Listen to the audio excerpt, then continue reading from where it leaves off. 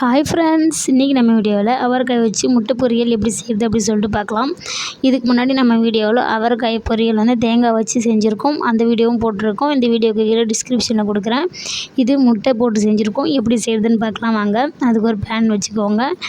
எண்ணெய், கடுகு, சீரகம் சேர்த்து பொறுக்கி விட்டுட்டு பச்சை மிளகாய் கீனி போட்டுக்கோங்க.